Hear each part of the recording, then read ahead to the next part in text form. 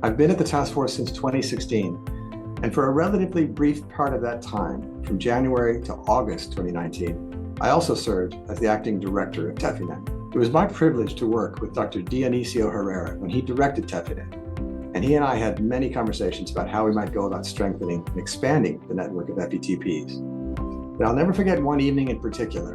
It was at the 2017 TEPHINET conference in Thailand. After a long day of sessions and meetings, I was on my way up the hotel staircase, heading to bed for the night, when my colleague and friend, Professor Martin Kirk, called up the stairs to me to ask if I'd like to join him for a drink at the hotel bar. Of course, I said yes, I'd love to.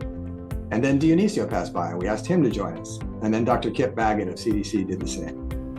It was over those drinks that we began conceptualizing a global meeting of key partners designed to take a fresh look at how best we could grow the FETP network and ensure that all its components, the curricula, the communications tools, the efforts to improve quality, the learning opportunities like this global conference, all of those components could be coordinated in a way that really helped promote the development of excellent field epidemiology capacity worldwide.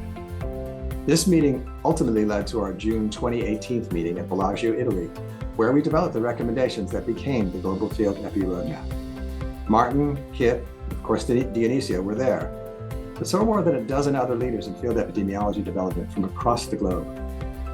At the end of that meeting, we all wished we had just a few more days to somehow operationalize our recommendations, and thus began our planning for a follow-on meeting at WHO in Geneva, where indeed we did develop an operational strategy for carrying forward the recommendations developed at Bellagio. Tragically, Dionisio succumbed to illness in December 2018, before the February 2019 meeting in Geneva could be held. I became acting director of TEPHINET when Dio passed, and I continued to serve in that role until we were able to convince Dr. Carl Reddy to join us at the task force and take the helm of the TEPHINET program. But I will always be proud of the work we did, both before and during the time when I was acting director of TEPHINET, and of what I believe to be the truly pivotal development of the Field Epidemiology Roadmap.